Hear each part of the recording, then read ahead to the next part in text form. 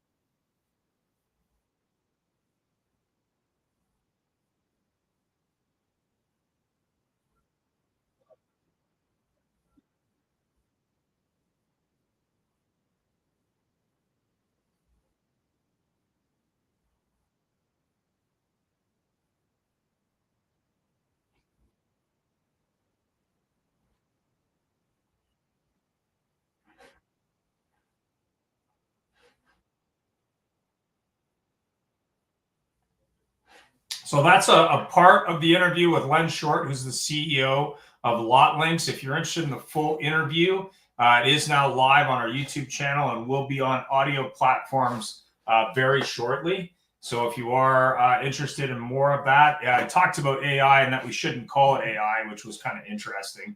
But more importantly, it was kind of interesting that their head office is now in Toronto, because I don't know if you've seen the Blackbird movie, but part of that movie, it was like, oh, we have the best engineers. And he goes, no, we have the best engineers in Canada. So I thought that was kind of funny to talk about that. But anyway, here we go.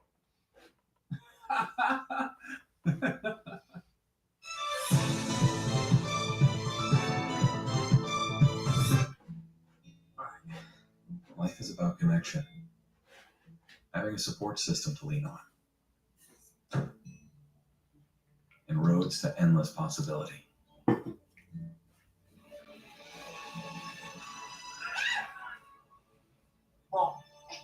At every turn, guiding the way, we are building the connections that move you.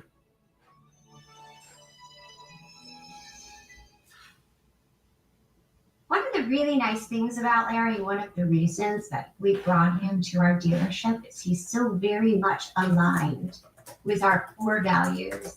So with our brand, which is thoughtful and professional service. And because that alignment clearly worked out well, because he was so committed to the success of others, we really knew that he was the right person to spend time with our sales team, with our managers and each sales consultant, And we're just really thrilled to have a partnership with him. And so we thank him. How do you venture? Is it fast? Is it free? Is it clear? Is it rugged? Is it remote? For your next adventure, trust MotoClose for buying, selling, trading, and protecting all of your motorized assets. Powered by Disclose Dealership Management Dashboard, your all-in-one DMS, CRM, menu, lead gen, inventory, staff, client, and deal management solution. Disclose DMD, like a DMS, only better. Mention promo code AutoHub 2025 to get special pricing, including waive setup costs, no contract, and your first month's free. Car dealers often underestimate the power of social media. Are you wondering why my face is plastered in your newsfeed? Are you a GM, dealer principal, or a manager at a car dealership wondering why you see me all the time on Facebook, Instagram, LinkedIn, TikTok, and all over social media? Well, that didn't happen by chance. I target car dealers that are in-market shoppers for social media services, and I'm going to do the exact same thing for you so that you target in-market shoppers for your brand of customers that purchase your vehicles.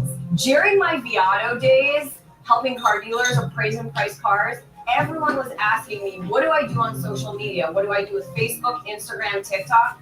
And this was back in 2016. So here we are 10 years later. I started a company, became an entrepreneur, and now I help car dealers. They either outsource their social media needs to us, or we have a training and education center where we can teach all of your employees how to do social media in-house. 90% of consumers actually follow a business on Instagram. The average adult sits on TikTok for 2 hours a day in the rabbit hole. To learn more information about it or to get a demo from one of my sales associates, click the link below. We would absolutely love to help you.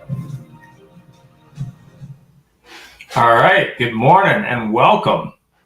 And if you are interested in the rest of that interview, it is up on our YouTube channel. It will be syndicating today, probably for all the other channels in terms of audio. And you will see, obviously, see it on video. But if you want to listen to audio, that should be live tomorrow as it syndicates on all the platforms. So we have two great guests today. Brandy couldn't make it, and Larry, I know, is en route to a new location, so he wasn't sure what's going to happen. So it'll probably be like on Friday where he's sort of in and sort of out. But obviously today I wanted to talk about the future. I mean, we've been talking a lot about customer experience for many years, and I think we want change. I get it, everybody does. But the question I would ask is, what do you think the future of automotive retail will actually be? So I'm going to start with Danny. So Danny, maybe you can introduce yourself and talk a little bit about what you do and answer that question. Sure. Thanks for having me, Ian. Yep. Always fun to chat with you. It was great seeing you at NADA. Yeah. My name is Danny Benitez. I'm COO of a company called Zipdeal. And up until about 4.5 years ago, I spent the previous almost 40 years inside the walls of car dealerships, from washing cars out of high school to I was fortunate enough to end up owning some stores and kind of working through step by step through the business, banging my head on every rafter in the building. And so about 4.5 years ago, we started a company called Zipdeal, where we create really cool digital experiences for the customer during uncomfortable times at the dealership, primarily the F&I wait. So we're a tech company. We serve dealers and OEMs. And that's my story. So really a car guy turned tech solutions guy. And that's my story. And what's the future of automotive retail going to hold? Wouldn't we all love to know that? I think we're in an age, and I'm so glad you have Doug on here because I'm a huge A to Z fan. And I think what he does and what we do really it's process automation, and it's giving the customer a little more speed, transparency, and control. And I think the future is really not pushing a customer through the sales process. We're going to allow the customer to be an active participant in their own deal and work things through at their pace, join them where they are, and expedite this process. But I think Doug will tell you this. I don't think the future of automotive retail is, digital retailing or direct to customer. I think we are going to continue to have options. Even when digital retail got the big wind in their sails several years ago, always thought it was an interesting option for a customer, but it's not going to be the option. Nothing that we talk about in the future of automotive is going to take it all over.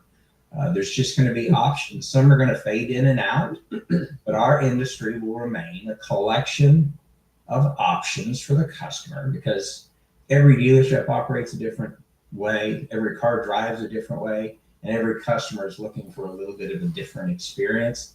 So adaptability, right, and options. I think that's what technology can provide for us, is some options. And of course, AI, the most popular thing. Everybody wanted to talk about it in the ADA. It's great. I think it's going to help us with some of the mundane stuff. But if I was going to sum it up, I'd say the future of automotive is leveraging digital to create options and different pathways for customers to have a good experience at the dealership. Interesting. Yeah, I mean, in that interview, and if you watch it, you'll hear he says, well, we don't call it AI, we call it this. I won't spoil it, but it was kind of interesting. But Doug, introduce yourself, the famous Doug.reeves, and talk about the future. I don't know if I'd say famous, maybe infamous, but yeah, Doug.reeves is A to Z Sync, and we've been really pushing one thing for, over 10 years, which is just we want to redefine with customers what it's like to buy a car at a dealership. Okay, we want to change their perception of buying a car at a dealership. And to Danny's point, there's a lot of paths that can be taken. And I think the future, what the future is going to hold is hopefully a couple of things. One, the dealers really take advantage of being flexible. To Danny's point, I mean, there are people that will want to do an entire deal online. And I think as time goes on, there'll be more and more, because you'll get to the point where it's a simple process. And there'll be guardrails in place to make sure it's done right. But there are also people that want to come in, kick tires, negotiate the whole 9 yards. What I do think could drive some interesting changes in the industry is simply the downward pressure on profitability. I mean, I saw something yesterday that dealership profits in 2024 dropped almost 25%. Front end grosses are going down on both new and used. Finance basically is stagnant. I think when you combine that, and I think that'll continue to be a downward pressure.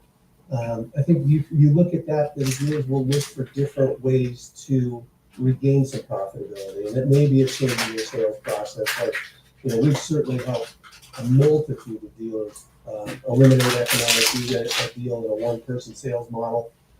That is is incredibly well received by customers and employees alike.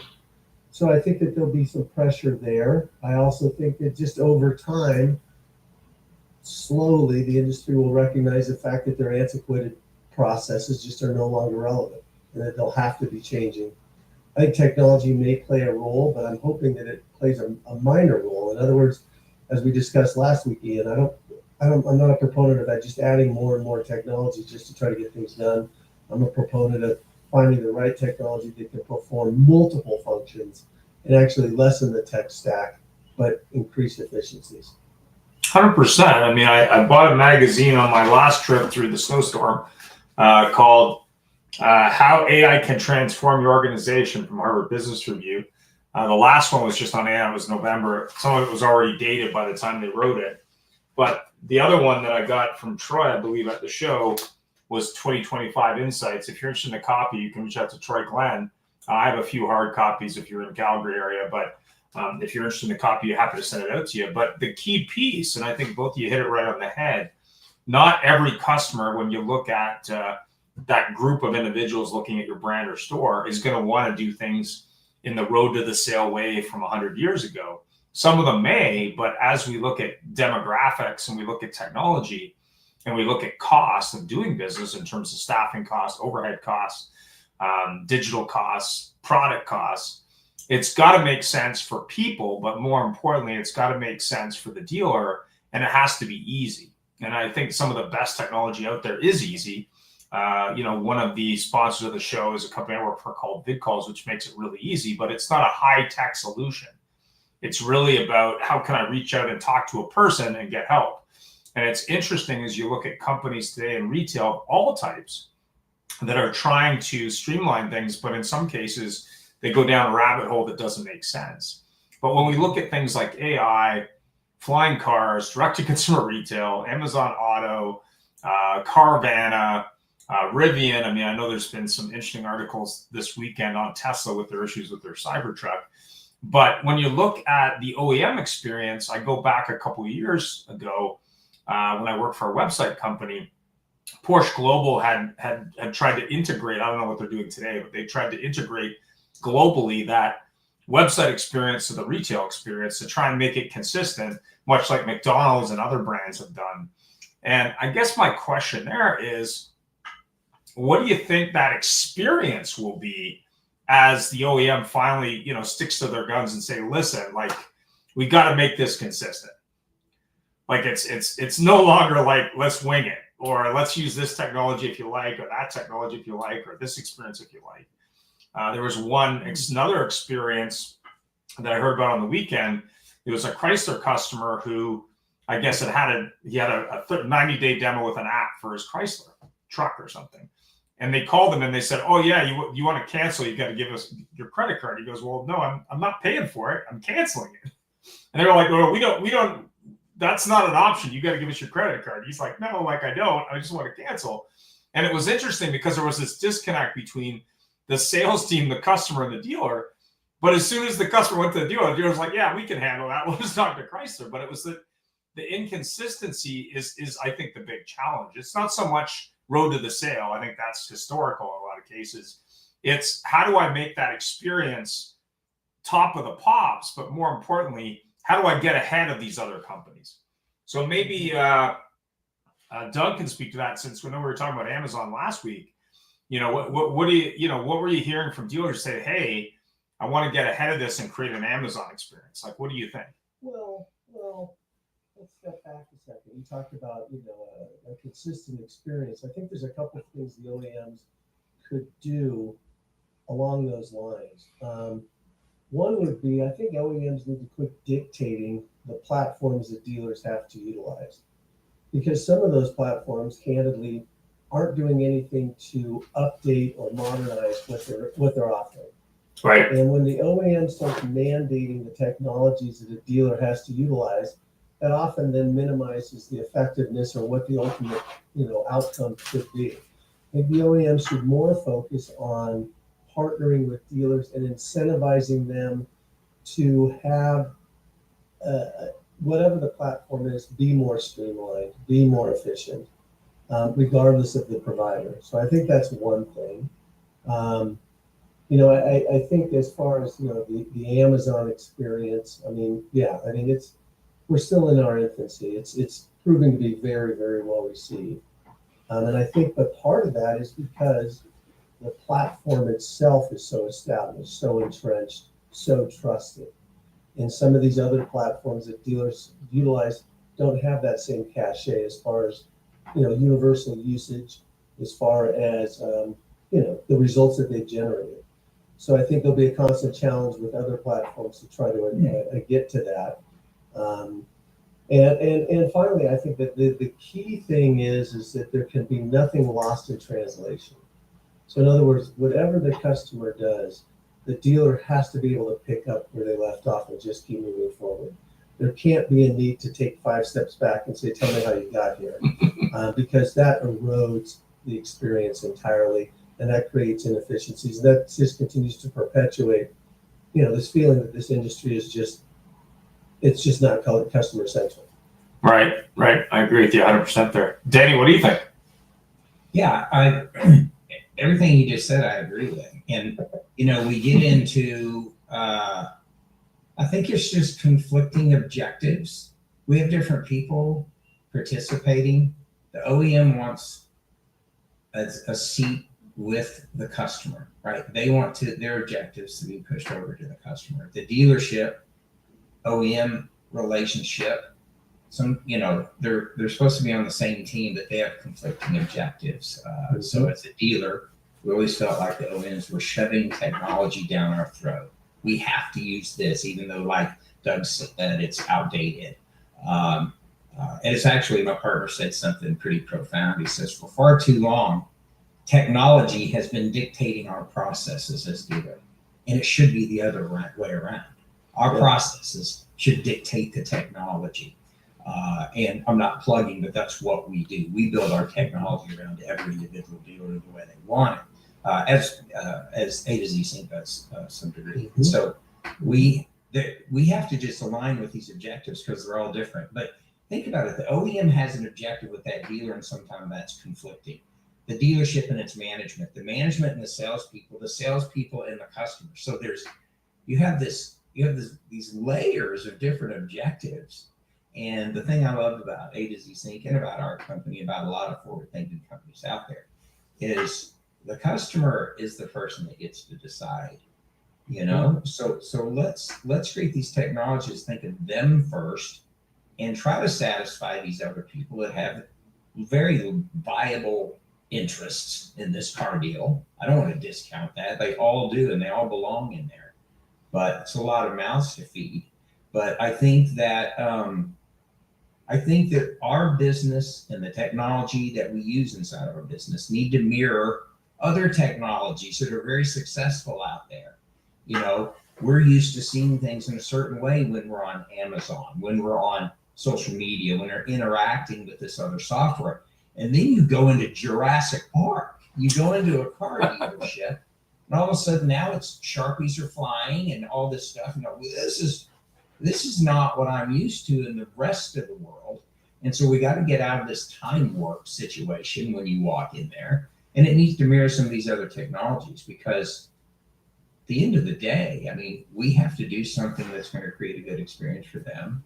And we have to satisfy these different people. And the smart cookies out there like Doug, they're going to create solutions for this. And the people who can be really pliable and pivot, and I dare I say some of the smaller companies that can make those changes without the red tape, I think are going to benefit in this economy, in this digital economy we're in right now. So. Yeah, the other thing I think is interesting is there's certainly been some studies that indicated that the generation now that's starting to enter into the buying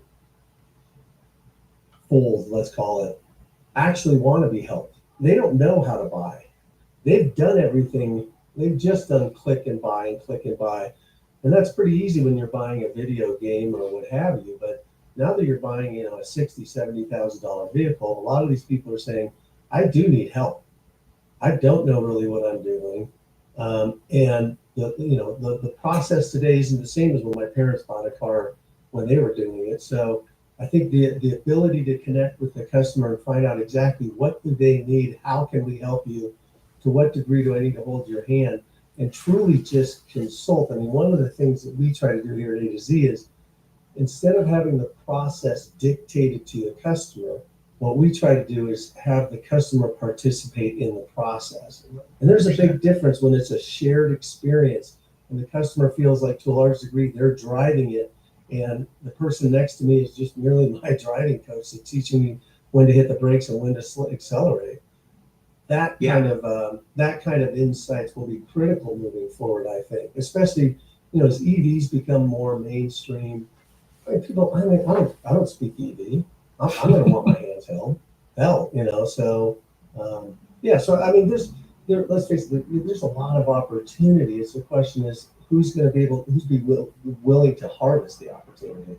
100%. Yeah, it was funny. I was reading an article earlier this morning about EVs and how the opportunities in used EVs, which I've been projecting on the show for a long time, which I thought was interesting. But to your point, Doug, okay, I'm buying a used EV or a new one.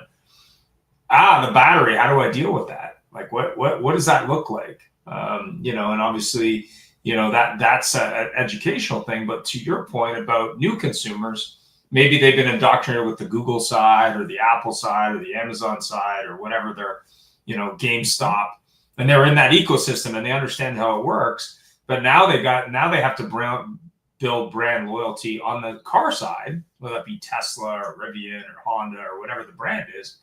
How are those companies going to not only attract those customers, but meet those expectations, which have now increased? 20, 30 years ago, there wasn't these, experiential companies that were on the internet that were doing this. Today there are. So I think the dealers really need to look at it and say, okay, how can I meet that bar or exceed it? But more importantly, and this sort of tees up the next question, when you look at the number of franchise dealers, there's about 5,000 in Canada that are franchised, about 12,000 independents in the US. I think it's about 15,000-ish and about 120,000 independents.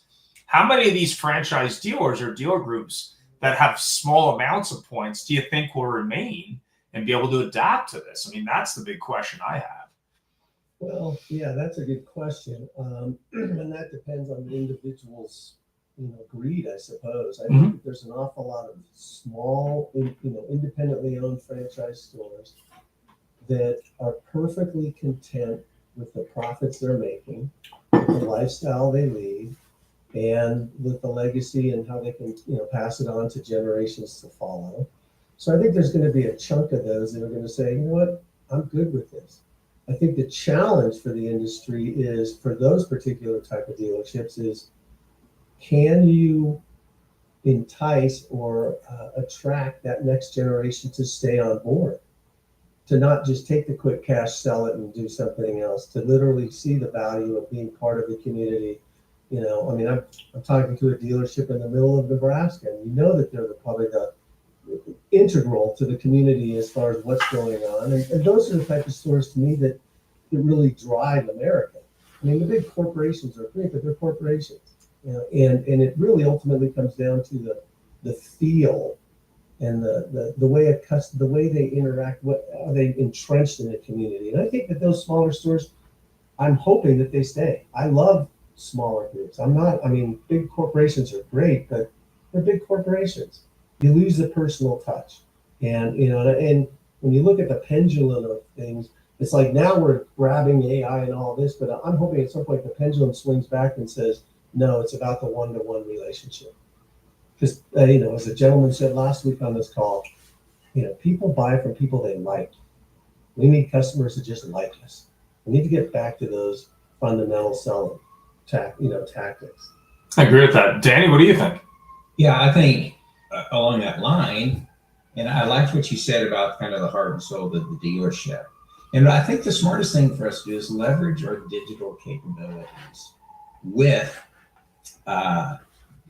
maybe putting that message out there of what this dealership's heart is all about. And we kind of do that in our platform too. Again, not plugging it, just we're able to create a digital and an emotional experience to where it's more than just buying the car, right?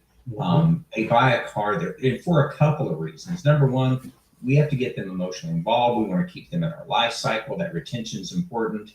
And they're not going to do it because the metal and the lights and the leather and all that. They're going to do it because they're dealing with people that they know and trust. They also feel like the money they're spending at that dealership is doing something bigger than themselves. And so being able to get them emotionally involved is important. And being more than the car, there's another side of that also. Dealerships can't survive on the front end profit of a car alone. And especially now with everything, front end profits are shrinking. I think a lot of this will drop off. We came off the post-COVID, ether. But I think we are going to look at tighter as we become healthier as a company, as a country. I think those, competition is going to keep those margins down. And so selling the car and even financing it, because making money in finance is going to continue to become more challenging. So what are the other things that we do at this dealership that tell them about our heart, that can help us create more profit for the dealership, But customers have to be made aware that one of the things that we do, and we leverage, again, psychology and a digital platform. But I think we can utilize all this tech and all these things we're talking about and really make sure that the customer that's buying the car understands all the other things they can do at that dealership, all the other things the dealership's involved with. And your original question, survival is going to depend on adaptability, right? And it doesn't always mean the most tech forward thing. They're just going to have to adapt because they're going to have to sell cars the way people want to buy cars. And what you said earlier, Doug, about the generation of people that we're selling, they do want some help. But sadly, I think in our business, we're saying, we're going to help you. We're going to help you the way we want to help you. Yeah. Instead of, we're going to help you the way that you want to be helped. We need to help you in a TikTok kind of way, right? I mean, we need to help you in a way that you understand, that feels good. So we're the ones that have to adapt. It's too long. We've been asking our customers to adapt to us. And well, that's an exercise in futility. That's not going to happen. So we got to meet them where they're at. And we got to talk to them in their language. And that's something we haven't been great at, but I think we're getting better. And that's what we need to look forward to. 100%. Ian, you talked about, big groups and acquisitions. We deal with virtually every major group. And the groups that I really appreciate are the ones that the group may have bought the store, but the GM or the executive manager at that particular store runs the store. And he gets to do what he thinks is best. And there's only a few things that he has to adhere to from a corporate standpoint. That's the smartest way, I think, for these major entities to operate, is keep that local feel, even though you're a multinational for all intents and purposes. Well, it's interesting you bring that up. I saw on the weekend another ad it was tire storage for life, and it kind of echoed the oil change for life thing. And I also wanted to bring up, I think it's Subaru does it, Love Your Subaru, where they give money to charity when people buy cars. But they got to look for innovative ways, the car dealer on the sales side of the house, but also on the fixed op parts and service side of the house, to really start to finally destroy those silos and bring them together.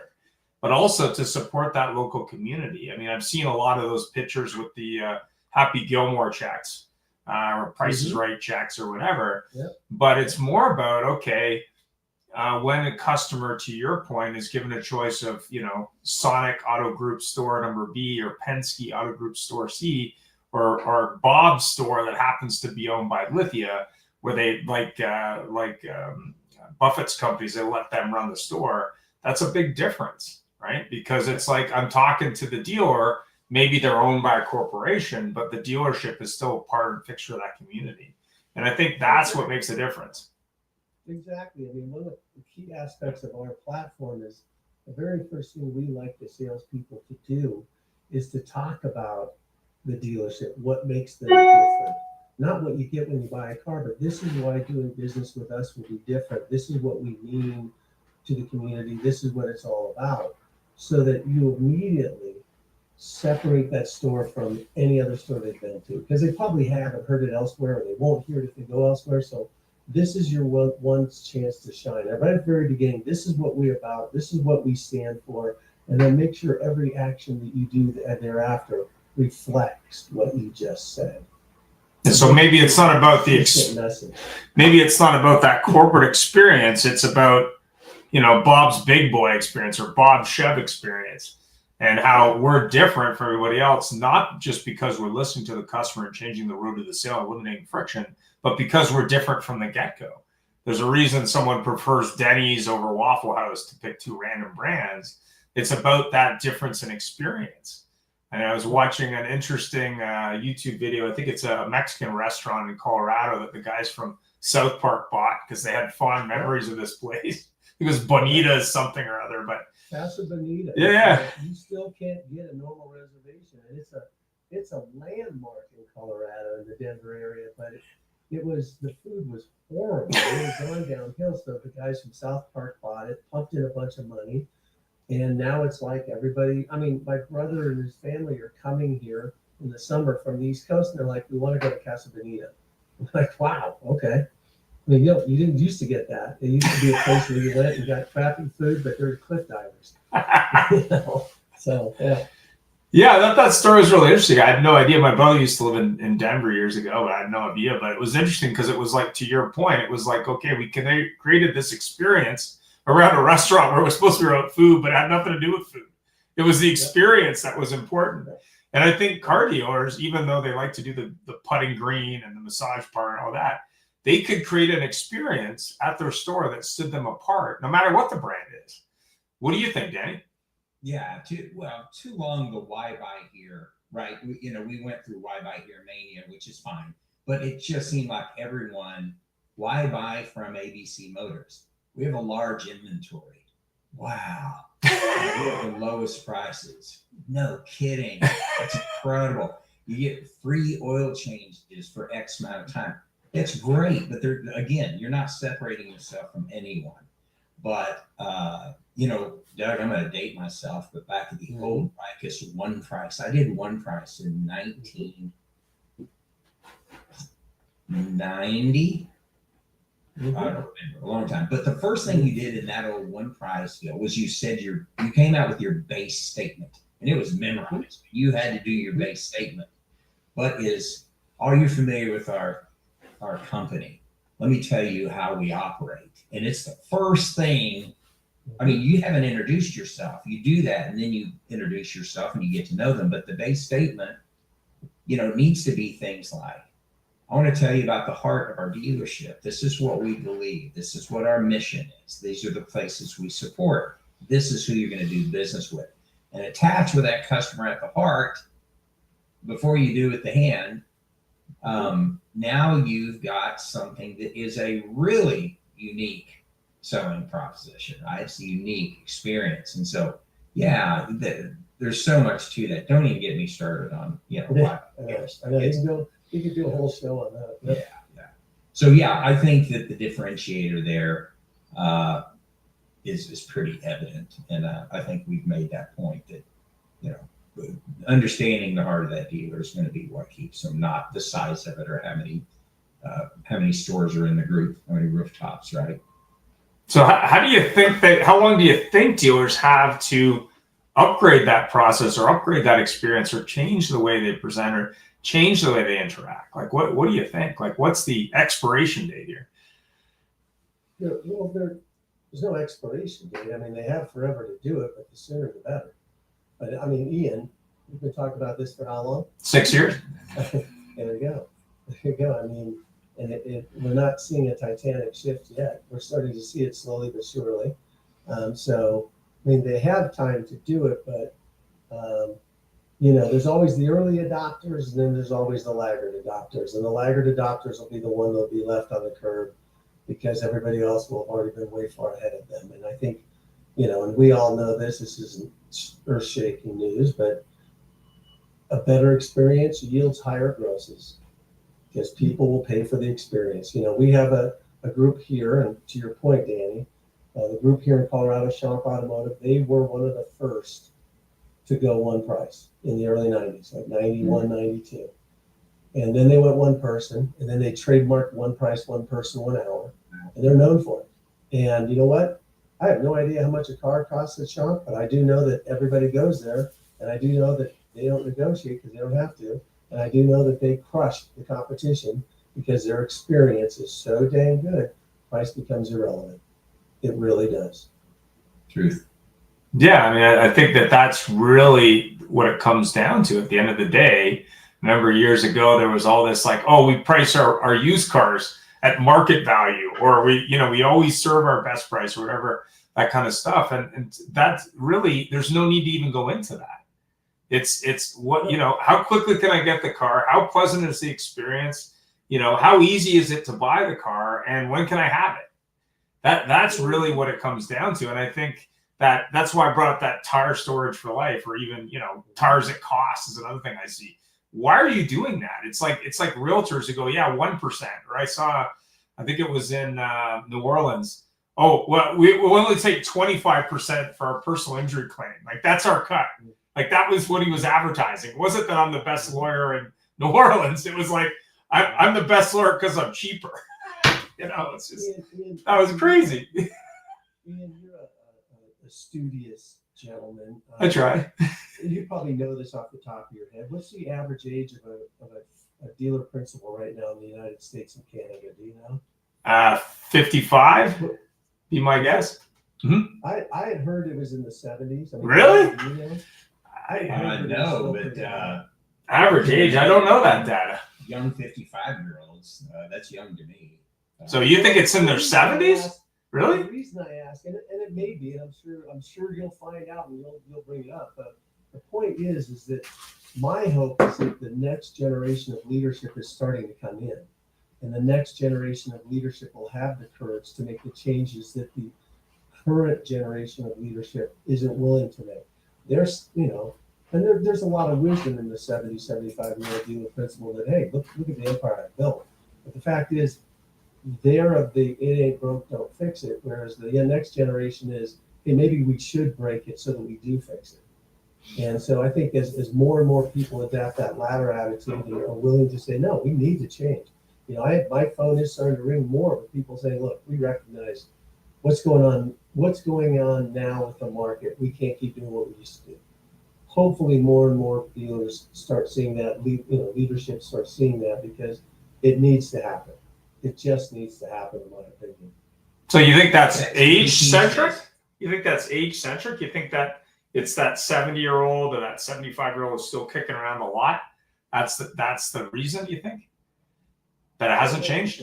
I don't know if it's a causal relationship, but there certainly perhaps could be a correlational relationship. Danny, what did ChatGPT say? 72. Wow. There we go. Yeah, the average age is 72. The average age of black auto dealers is 60. Interesting. So I think, you're seeing some, I think some of these programs of the OEM that are bringing in other ethnicities and younger people, those programs I think will bring the age down. But I think that, I think you're right. I mean, I think, when's this going to change? Well, kind of the same way everything else changes, right? It's generational, and different people, technologies are creating us to have different habits. Nowadays we want, and I think it was it Walzer 2 or 3 years ago to NADA said, customers for today are looking for speed, transparency, and control, right? That's kind of a younger thing. It's the technology we have and the age. And however, I will say this, however quickly we've needed to adapt over the last 20 years is no indication of the speed in which we're going to have to adapt in the next 20 years. Because information is doubling at breakneck speed. And so adaptability is going to have to at least somewhat follow that trend. I think so. I think you're right. We have to accelerate the adaptation. Yeah. I do think that, if the average dealer is 72, I mean, look, I'm 62 years old. It is hard to get me to change a habit. When new technology comes out, I usually, like my daughter bought me this new sound system for our house, and I said, you friggin' set it up, because I'm not going to deal with it, all right? You set it up and just tell me how to turn it on, because that's all I want to do. So using that same logic, I think there's an awful lot of dealers that are like, look, that's all well and good, but I'm not doing it. It's not until, now there's a percentage of them that are saying, I'll listen to the next generation. Okay, I see that.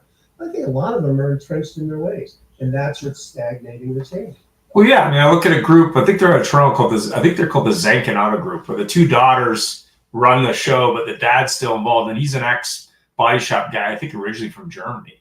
Like, how much does he have to do with it? I don't know, but probably when it comes to signing a check or getting it done, yeah, he's probably part of that conversation. But to your point, do you really want to focus on, okay, can you explain both these devices to me? Pick your device. And then show him how to do it. I mean, I always use the example of my uncle. He had a computer. I remember visiting him way back, and he had a computer on his desk, and he wasn't a computer guy. And I said, what's the deal with that? He goes, oh, that isn't even plugged in. That's just for the guys from the OEM. So they're impressed when they come to see me. Yeah, exactly. I mean, that's an example of it. Yeah, you're right. And it's amazing. I mean, there are potential clients that I've talked to regarding the Amazon opportunity where the young generation is saying, yeah. The old generation says, we're not doing that.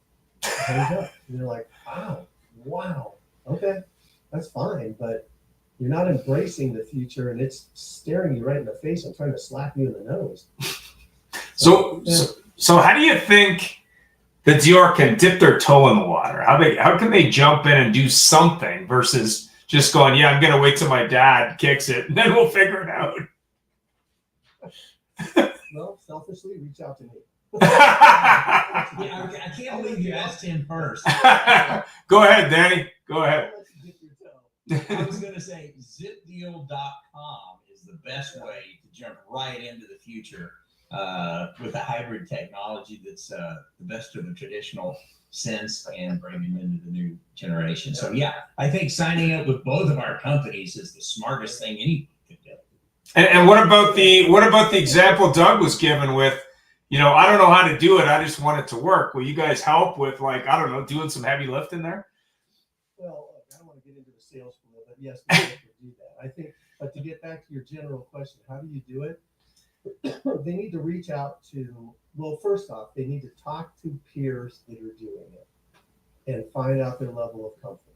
And by peers, I'm not just saying same, OEM, same franchise, but maybe a guy that's your same age is kind of you gel with. How did you do that?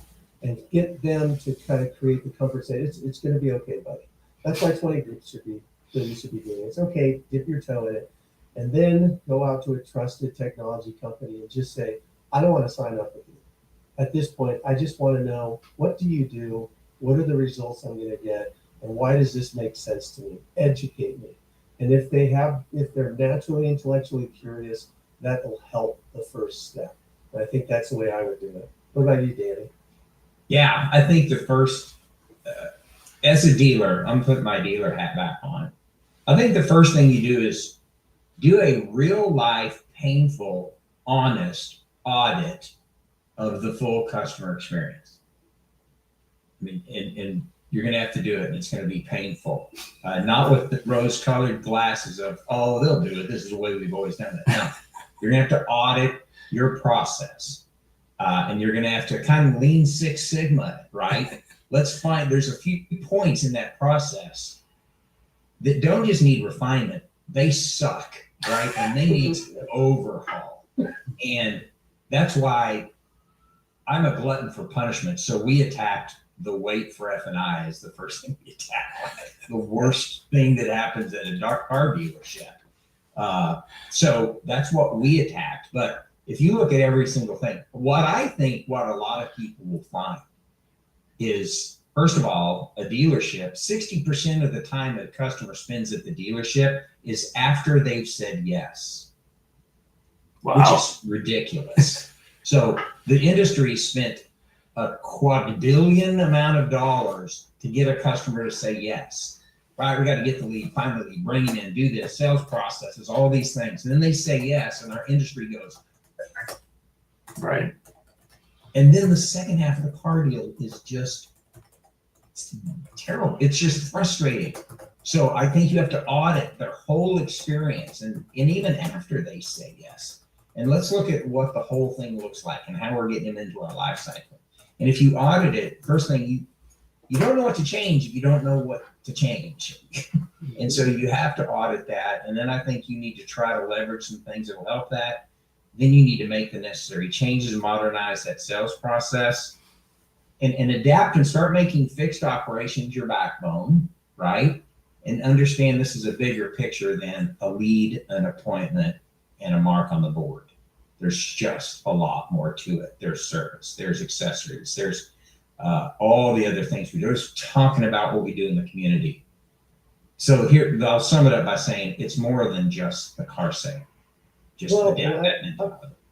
I would go a couple steps further on that. I think it's a good idea to do a customer point of view. You have to bring your customers in and say, what did you like and what didn't you like? And the other thing I think would be really strong is you should do a tech audit. You should audit all the technologies you're currently working with, and don't do it from a high level. Do it at the ground level. Talk to the people that have to use it. What do you like? What sucks? What's redundant? What isn't? All that. And you combine everything that you and I have just shared, That will give them incredible insights as to here's some things we can do, certainly on the variable side. And I would do the exact same thing on the fixed side, those exact same steps on the fixed side. And then I would try to unite them too and say, okay, now what's common here? How do we link this all together? Yeah, I mean, I always go back to the early days of the internet, and I believe it was 2000, I think was the stat that off the top of my head, was something like 60% of dealers didn't have a website at all in 2000. And there was interesting in the Lot Links interview, he talked a little bit about AI and websites. And I've heard a lot of echoes with sort of that .com crash with AI, where it's like there's 10,000 companies, there's going to be like XYZ. And I agree with the tech on it. When you look at the average car dealer, and I think we've had April before on the show talking about this, where they have all this technology they bought, most of it they don't even use or don't know how to use well. And then the question becomes, okay, what should I be using? And that I agree with that 100%. If you haven't experienced sort of the best store in your market, what that looks like, and the worst store in their market, and hopefully that's not you, how can you make a decision? But more importantly, talking to customers and saying, hey, what was your experience like? Tell me the good, the bad, and the ugly. And, you know, at least we can learn from it. I mean, even if that's good customers, some of them are afraid to tell you because they're like, yeah, well, it was crappy, but, you know, I still like the place. But, you know, if you were to go service your car, say at Jiffy Lube versus Walmart versus a dealer, there's a reason why in some cases that Jiffy Lube is beating you. And it's all about how was that customer treated when they called your store, or when they emailed your store, or when they interacted with your store, right? And I think the same is true with sales. You don't lose on price every single time. You lose on, I called 5 stores and these guys treated me right. And it wasn't even the brand, right? Right, exactly. You know, I mean, I think that's true. So we're down to final thoughts. God, this went by quickly.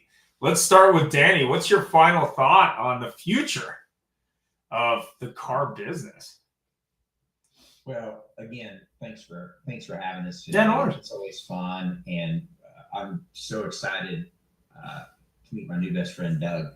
I've learned a lot of things, and his company, my company, we do two different things, but I think we have the same heart, which is really cool, and it's encouraging to me. And when we're talking about the future of the car business, when I meet people like you, Ian, or see people like Doug out there, and people are doing really cool things for the right reasons, it's what just makes me really excited about the future of our business. I'm not one of those that like sit around and weep and complain about things. I'm excited. We've never been in a cooler time. And so let's use it for good, right? And let's move this thing forward.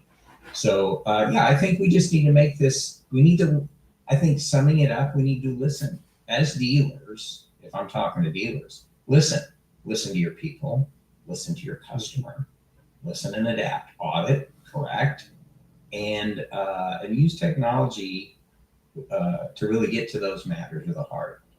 Technology is great, but it has to accomplish kind of inside what it is that you're wanting to do. And so, yeah, I would say zip up your processes post yes, and I would say sync up your sales processes would probably be the end all statement. Would you agree, Doug? Well, I sync and zip would probably be a good idea. No, here you go. So I would say that the key to the future is courage. They have to have the courage to be willing to say it's broken, to say that the emperor has no clothes.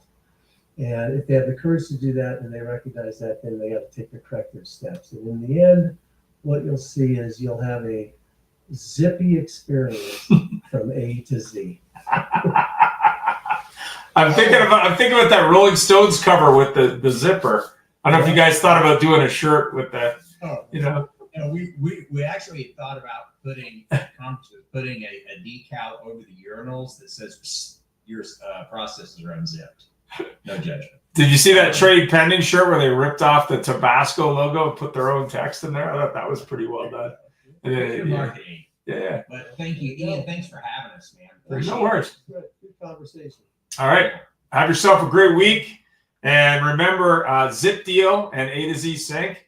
There will be details in the description for the video and audio below. If you have questions, just reach out. I'm sure they can help you dip your toe into the future personally.